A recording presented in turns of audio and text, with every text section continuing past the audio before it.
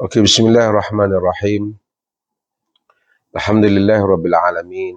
Wassalatu wassalamu ala asyrafil anbiya'i wal mursalin wa ala alihi wa sahbihi ajma'in. Kita akan sambung semula perbincangan kita di dalam Kitabul Fitan, iaitu kitab fitnah-fitnah yang akan berlaku pada akhir zaman atau selepas daripada kewafatan Nabi sallallahu alaihi wasallam, yang Nabi sallallahu alaihi wasallam nyatakan. Dan kita ambil hadis-hadis yang ada di dalam Sahih Al-Bukhari seperti mana yang telah kita sebutkan sebelum ini, iaitu di dalam Sahih Al-Bukhari ini ada banyak kitab. Di dalam kitab itu salah satunya ialah pada kitab yang ke-92 ataupun 93 dalam sebahagian naskah, ia adalah merupakan Kitabul Fitan yang mana Al-Imam Al-Bukhari menghimpunkan hadis-hadis tentang fitnah-fitnah yang akan berlaku. Kita telah baca bab yang pertama di bawah kitab fitan itu, dan kita masuk kepada yang kedua. Babu qaulin Nabi sallallahu alaihi wasallam satarawna ba'di umuran tunkirunaha. Bab sabda Nabi sallallahu alaihi wasallam, kamu akan melihat selepas daripada aku perkara-perkara yang kamu akan bantah ataupun kamu tidak akan bersetuju. Ni Nabi SAW bagi tahu kepada para sahabat radhiyallahu anhum ajma'in, hatta para sahabat. Lepas Nabi tak ada peristiwa-peristiwa, perkara-perkara yang akan berlaku yang mereka yang you will see things after me that you will disapprove of. Kamu akan tengok selepas daripada aku ni perkara-perkara yang kamu tak akan setuju. Kamu akan bantah. Maksudnya sahabat, dia orang punya sensitivity tentang sensitif kepada benda-benda yang salah itu very high, sangat tinggi. Dan Nabi SAW bagi tahu bahawasanya mereka akan jumpa selepas pada Nabi ni perkara-perkara yang mereka tak sangka benda ni akan berlaku, ataupun benda ni akan berlaku, mereka akan bantah. Mereka tak akan bersetuju kerana berdasarkan apa yang mereka fahami daripada ajaran Nabi SAW.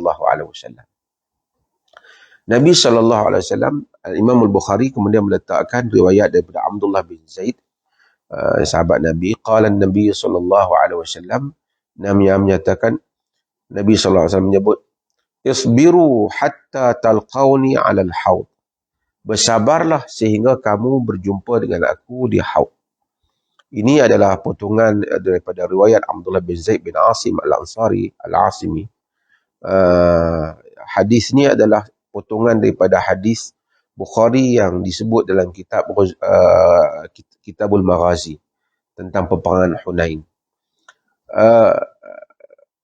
Cuma saya nak sebut bagi mereka yang ada kitab fitan ni, Al-Imam Al-Bukhari kalau dia meriwayatkan hadis itu tanpa sanad, macam ini dia tanpa sanad, asalnya kita panggil hadis-hadis ini mu'allaq. Hadis ini macam tergantunglah, dia tidak ada sanad. Tetapi dalam potongan hadis kes ini, dia tak ada sanad di sini saja, tapi ada sanad yang lengkap di dalam kitab Al-Maghazi ketika peristiwa peperangan Hunain. Jadi hadis ni dia hanya bawa sekali, dia ambil petikan saja untuk disesuaikan dengan tajuk yang diletakkan di sini, iaitu Nabi kata, isbiru hatta talqawni alal haud. Kamu bersabarlah sehingga kamu bertemu dengan aku di Telaga Kausar. Yakni kamu akan tengok benda-benda yang kamu tak boleh nak buat apa. Tapi kata kamu sabarlah. Yakni sehingga kamu jumpa aku di Telaga Kausar. Yakni para sahabat radhiyallahu anhum akan melihat perkara-perkara yang mana mereka yankirunaha, yang mana mereka disapprove of. Dia tak setuju. Tapi got no choice, tak ada apa-apa pilihan nak boleh mereka lakukan disebabkan kerana keadaan, terutama apabila hal itu dilakukan oleh para pemerintah.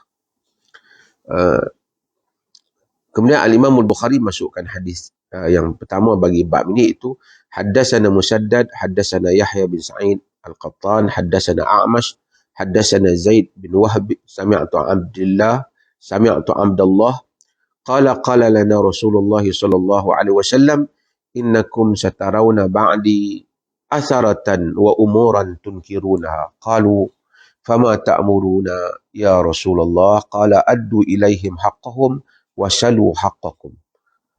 Hadis ni Nabi SAW, Al-Imam Al-Bukhari masukkan hadis ni yang diramid daripada Musaddad, daripada Yahya bin Qattan, daripada A'mash, Sulaiman, daripada Zaid bin Wahab, dari Sulaiman Al-Hamdani, Al-Juhani, Al-Kufi. Dia telah meriwayatkan hadis daripada Abdullah. Abdullah di sini ialah Abdullah bin Mas'ud. Dan ini dibuktikan melalui riwayat yang lain. Kerana walaupun Bukhari sebut Abdullah di sini, kita tengok Abdullah ni banyak. Abdullah bin Abbas ada, Abdullah bin Umar ada, Abdullah banyak, Abdullah bin Amr ada. Tapi Abdullah di sini ialah Abdullah bin Mas'ud, iaitu Abdullah bin Mas'ud telah menyatakan, qala lana Rasulullah, telah berkata kepada kami Rasulullah sallallahu alaihi wasallam, innakum satarawna ba'di asarah, kamu akan melihat selepas daripada aku ini asarah. Asarah maksudnya ialah keadaan di mana puak pemerintah khususnya yang mementingkan diri. Selfishness. Iaitu dia selfishness. Iaitu mementingkan diri. Tak pentingkan rakyat, pentingkan diri mereka. Hanya mementingkan keuntungan dunia mereka. Tidak mementingkan pemerintahan yang sepatutnya. Wa umuran tunkirunaha, dan perkara-perkara yang mana kamu akan membantahnya. Kamu tak pernah tengok benda tu, kamu tak akan setuju, kamu akan bantah hal itu. Ini yang Nabi SAW bagi tahu perkara yang akan dilalui oleh para sahabat. Dan hal itu memang ternyata berlaku kerana apabila selepas daripada Nabi wafat, Abu Bakar naik memerintah. Tidak ada masalah kerana dia khalifah yang terbaik. Kemudian Umar, masih lagi Khulafa Ar-Rasyidin. Kemudian Osman, kemudian Ali. Walaupun ada beberapa isu pada zaman Osman, tapi itu disalahfahami. Kemudian pada zaman Ali. Kemudian datang pada zaman Muawiyah.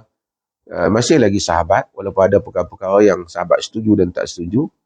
Kemudian datang pada keturunan Muawiyah,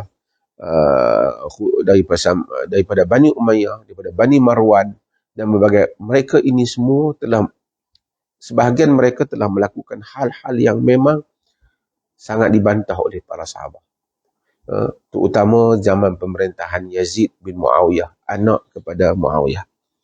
Walaupun Yazid ini banyak cerita yang sebahagiannya benar dan tak benar mengenainya, ada kisah yang dipalsukan mengenai dirinya, tomahan yang tidak benar. Tapi ada peristiwa-peristiwa yang sukar untuk kita nafikan.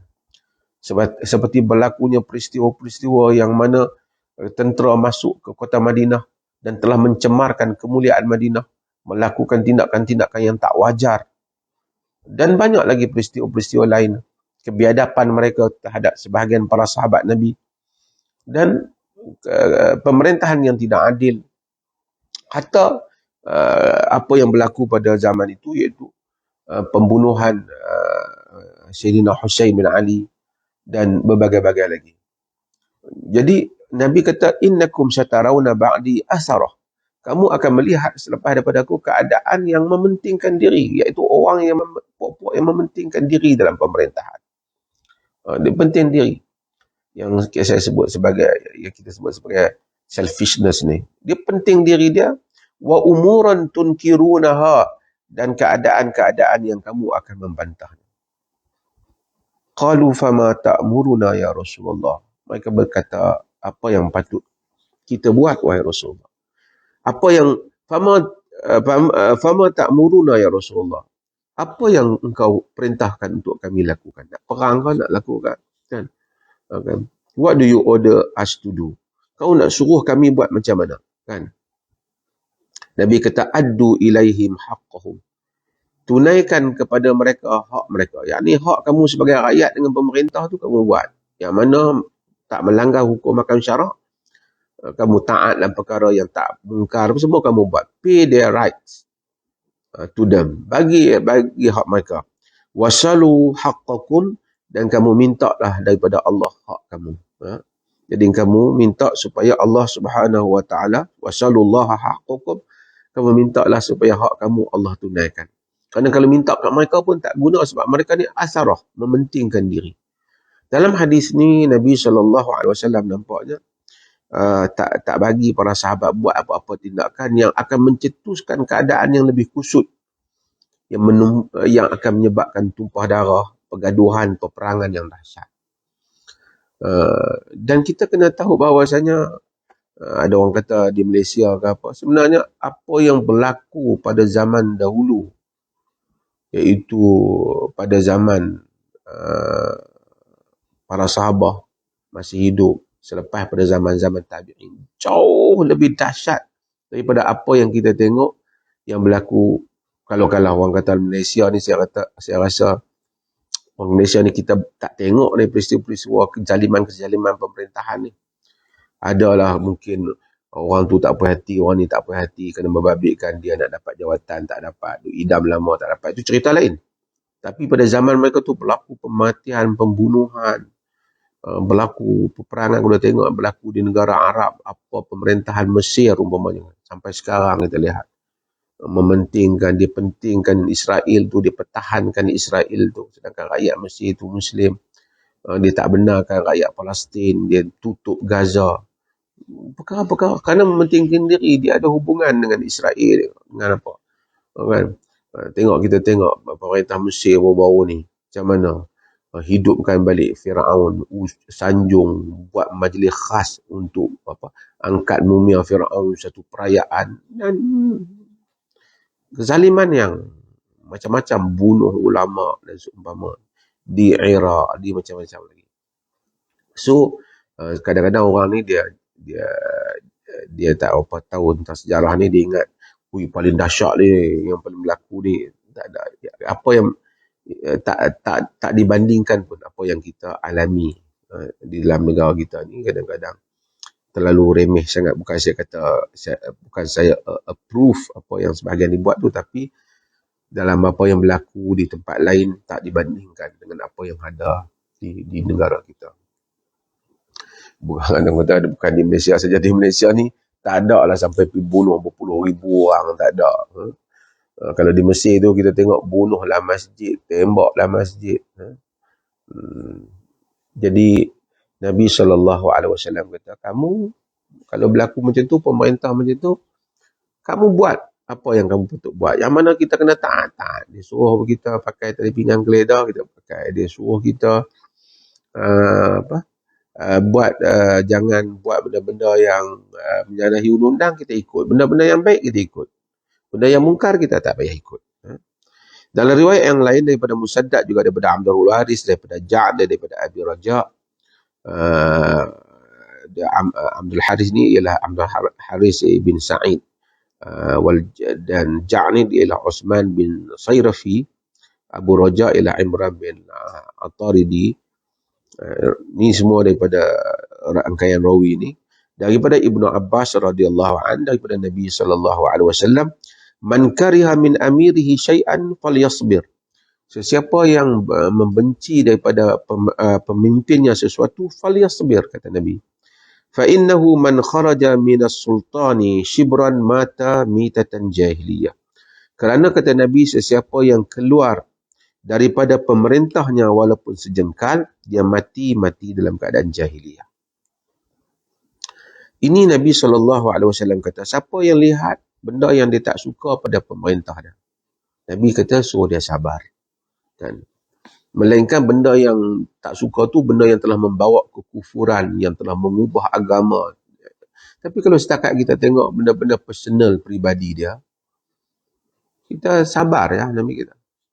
Ataupun dia ada benda yang tak adil dalam beberapa keadaan, Nabi kata kita suruh sabar. Bukan Nabi ni nak endorse apa yang pemerintah buat. Kerana suasana pada zaman pemerintahan dahulu dengan sistem yang mereka ada, kalau keluar, maksud Nabi kata fa innahu man kharaja minas sultan, kata siapa yang keluar dari ketaatan itu, dialah keluar, bila keluar ketaatan berarti dia akan turut menyebabkan dia menentang lagi, dia kempen supaya lawan pemerintah. Nabi kata mata matatan jahiliyah, mati dalam keadaan mati dalam pre-Islamic period of ignorance, dalam keadaan zaman jahiliah. Iaitu kenapa? Kerana bila keluar daripada pemerintahan akan menyebabkan berlaku pertempuran ketenteraan, pembunuhan, peperangan. Nak sampai nak tumbangkan pemerintah tu, dia tu susah nak tumbang tu. Akan matilah orang awam, matilah tentera, matilah macam-macam. Kerana at the same time, dalam mana-mana zaman pun, di samping pemerintah ni dia ada kezaliman dia. Kalau dia tak kufur, kalau dia tidak bersubahat dengan musuh Islam, dia setakat diri dia, penting diri, penting kekayaan dia. Tapi dia still do protect negara orang Islam tu. Sistem khalifah tu dia duk protect. Maksudnya musuh tak boleh masuk. Macam zaman Bani Umayyah seperti mana yang disebut oleh Ibn Katsir. Ada kelemahan. Tapi kerajaan itu telah melindungi orang Islam. Hatta kerajaan Abbasiyah melindungi orang Islam daripada serangan kufar, Kristian dan seumpamanya. Cuma dalam pentadbiran dalaman, orang yang tak kacau dia tak apa. Tapi orang yang kacau dia kadang-kadang dia mula bertindak dengan tindakan yang liar. Iaitu dia bertindak. Tapi kalau kita gerakkan pasukan tentera untuk tombangkan dia akan menyebabkan berlakunya safkud dima, tumpah darah. Mana tumpah darah itu akan menyebabkan berlakunya kekacauan dan negara tidak tenteram. Pembunuhan akan begitu banyak. Sebab itu Al-Imam An-Nawawi sebut wa amma khuruju alaihim wa qitaluhum fa huwa haramun bi ijma'il muslimin wa in kanu fasaqatul zalimin. Adapun keluar menentang pemerintah ni, kata dia wa amma khuruju alaihi wa qitaluhum, keluar berperang dengan pemerintah ni, berperang keluar tak setuju tu cerita lain, keluar berperang pemerintah, wa huwa haramun bi ijma'il muslimin, dia adalah haram dengan ijma' orang Islam, kata Nawawi. Walaupun ijma' Nawawi ni, Imam Nawawi rahimahullah, ijma'nya tu apa yang Nawawi sebut ijma', taklah semua ijma', tapi maksudnya ramai kesepakatan orang Islam. Kerana wa in kanu fasaqatu zalimin, sekalipun mereka itu fasik dan zalim. Sebab apa? Wasyababu fi dzalika lima yatarattabu alaihi min iraqati dima' wa fasad fil ardh. Sebabnya kerana itu akan menyebabkan tumpah darah dan rosaknya muka bumi. Dan kita lihat, kalau sistem tu demokrasi yang macam kita ada ni lainlah, kita keluar, kita tak payah tumpah darah, kita pergi mengundi lah. Tapi negara yang perlu perang ni, kita tengok macam berlaku di Libya, sampai sekarang tak selesai masalah. Kita marah kat Saddam Hussein, tapi kita tengok Saddam Hussein jatuh sampai sekarang, Iraq tak selesai masalah. Bunuh memanjang-manjang sampai 20 tahun sejak Saddam tak ada. Sejak Muammar Gaddafi tak ada. Muammar Gaddafi kita tentang dia. Tapi kita terbukti apa yang para ulama sebut dulu memang terjadi. Walaupun semangat kita, saya bersama dengan sebahagian para ulama yang menyokong untuk menjatuhkan mereka ni. Tapi ternyata apabila dijatuhkan tidak dapat distabilkan kerajaan. Semua yang datang puak ni ambil. Pemerintahan pertempuran. Kerana pemerintah tu kadang-kadang dia zalim tapi dia stabil. Maksudnya dia dapat mengawal keadaan. Maka Nabi SAW kata, kalau kerajaan dah stabil, melindungi orang Islam, tapi ada benda yang kita tak setuju, kita keluar berperang dengan dia. Nabi kata, mata mitatan jahiliyah, mati dalam keadaan jahiliyah. Sebab kita mati dalam keadaan seolah-olah tidak duduk di atas persatuan orang Islam dan kesatuan orang Islam. Zaman dulu pemerintah, sahabat tahu, pemerintah Bani Umayyah, ada mereka tak apa hati, tapi sahabat tak keluar berperang menentang mereka. Sebab kena keluar, bila nak jatuhkan mereka tu, bukan saja dia nak jatuhkan. Kita tengok dalam sistem demokrasi pun, belum pilihan raya pun berapa ramai kawan ni kata dia nak jadi Perdana Menteri, kawan ni kata jadi Perdana Menteri, kawan ni kata dia PM tepi, kawan ni kata dia PM ganti. Macam itulah. Pemerintahan ni apabila khalifah dia nak dijatuhkan, kalau dia dapat diganti dengan khalifah yang kuat tak apa. Tapi apabila berpecah, kawan ni naik, kawan ni berebut wilayah ni, kawan ni berebut wilayah ni, nanti berlaku kacau bilau dalam negara dan sistem kekhalifahan orang Islam. Jadi ini menyebabkan Nabi SAW bagi tahu para sahabat, kita akan tengok hadis-hadis lain, suruh bantah kemungkaran tapi jangan tumpah darah. Kerana tumpah darah akan membawa mudarat yang lebih besar daripada apa yang dijangka. Jadi khalifah pun tak jatuh, kadang-kadang darah mati. Dah ataupun jatuh, berpecah-pecah, kawan ni berebut. Melainkan, Ibn Hajar akan sebut nanti, di dalam Fathul Bari, melainkan kalau kita tahu bahawasanya dapat ditumbangkan dengan cara yang mana menumbangkannya itu lebih selamat daripada mengekalkannya. Kita dapat tumbangkan dia yang zalim dan jahat tu dengan cara mana tidak menyebabkan berlakunya tumpah darah yang besar ataupun menyebabkan berlakunya kehancuran kepada negara. Dalam hadis yang lain, Nabi SAW sebut, Al-Bukhari sebut juga lah hadis, iaitu hadis daripada Abu Nu'man, di mana iaitu Muhammad bin Fadl bin Nu'man As-Sadusi Al-Basri, iaitu guru kepada Imam Al-Bukhari, mana hadis daripada Hammad, dia menceritakan daripada kepadanya oleh Hammad bin Zaid daripada Ajja' dan iaitu Ajja' dan Abu Osman tadi yang kita sebut tadi. Abu Osman melalui rangkaian riwayat yang tadi daripada Abu Ja'an tadi, dan daripada Raja' Al-Atari yang Al-Utaridi tadi, Ibnu Abbas dia menyatakan, Nabi menyebut, man ra'a min amiri syai'an yakrahu falyasbir alaihi. Sesiapa yang melihat daripada pemimpinnya sesuatu perkara yang dia tak suka, hendaklah dia sabar. Fa innahu man faraqal jama'ah shibran mata famata illa mata mitatan jahiliyah. Kerana sesiapa yang keluar daripada jamaah ni bukan jamaah yang ditubuh oleh NGO atau parti politik yang tubuh kemudian dia panggil geng jamaah. Bukan itu yang Nabi maksudkan. Kadang-kadang ada orang guna hadis-hadis jamaah ni, dia kata itulah Nabi larang kita keluar jamaah. Dia kata jamaah dia. Kalau dia ada jemaah tu pun dakwah jemaah, semua orang dakwah jemaah, hadis ni takkan Nabi suruh berpecah-pecah lah orang Islam. Jamaah yang Nabi maksudkan dalam hadis ialah pemerintahan Islam yang menguasai umat, yang mempunyai syaukah, iaitu khilafah atau pemerintahan. Itu maksud jamaah. Apabila jamaah yang ni umat, dah ada negara yang besar, empire yang besar, umat ataupun ada negara, Nabi kata kalau ada benda tak puas hati, Nabi kata sabar. Jangan keluar daripada jamaah. Kenapa?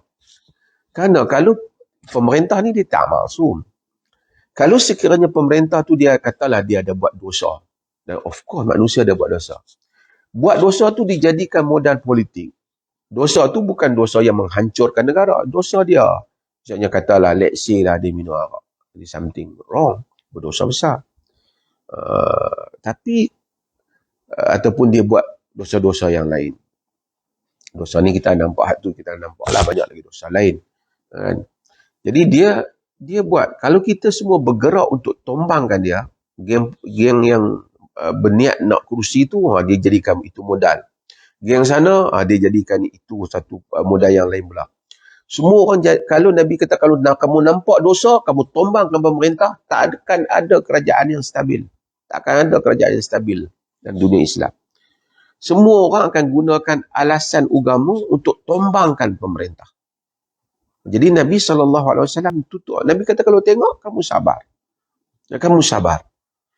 Kerana siapa yang keluar dari faraqal man fa'innahu man faraqal jama'ah shibran famat illa mata mitatan jahiliyah. Kerana sesiapa yang mana dia berpisah daripada jamaah, kemudian dia mati, maka dia mati di dalam keadaan jahiliyah, kata Nabi. Jamaah tu maksud umat tu, pemerintahan umat tu. Kerana kalau dia buat, dia pergi bawa 5,000 orang, kita tak usah ikut pemerintah ni, kita buat keadaan politik kita, pemerintahan kita sendiri. Yang sana pun pakat buat. Hancur. Akhirnya kawan ni pun nak ambil jawatan ni, tadi tombangkan A. Dah kawan ni nak dapat, B pergi ambil A, C pun nak juga, akan berlaku pertempuran dalam dunia Islam. Maka hikmah Nabi SAW larang hal ini.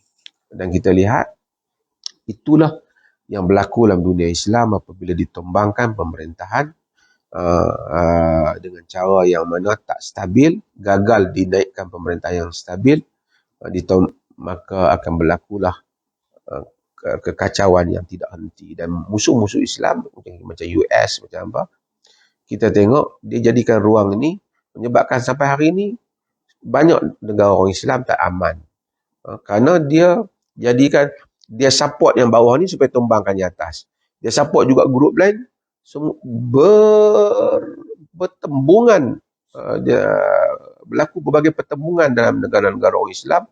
Akhirnya dialah ambil minyak, dialah ambil apa dan seumpamanya. Itu tidak menunjukkan kita bersetuju dengan mungkar. Kita akan bantah mungkar. Kita akan sebut yang mungkar. Kita akan tentang yang mungkar. Tapi untuk menombangkan pemerintahan orang Islam, mewujudkan pemerintah yang tidak stabil, yang berlaku tumpah darah dan seumpamanya, dilarang oleh Nabi sallallahu alaihi wasallam. Ini adalah hadis, dan kita tahu bahawasanya kita akan tengok dalam dunia orang Islam, kerana bukan semua orang yang nak merebut kuasa ni, dia berebut dengan ikhlas untuk menegakkan kebenaran. Ramai orang dia kata saya untuk kepentingan rakyat jelata, tapi kita tahu hanya untuk kepentingan mereka, dan dia ambil kesempatan dan kezaliman pemerintah pula dengan rasuahnya, dengan apa semua. Ini menyebabkan ruang diambil oleh pihak musuh. Maka Nabi suruh kita hati-hati. Macam mana kadar untuk mengubah mungkar, menentang mungkar, mengislahkan masyarakat, itu merupakan program dan tanggungjawab yang mesti dilakukan oleh para ulama dalam hal ini.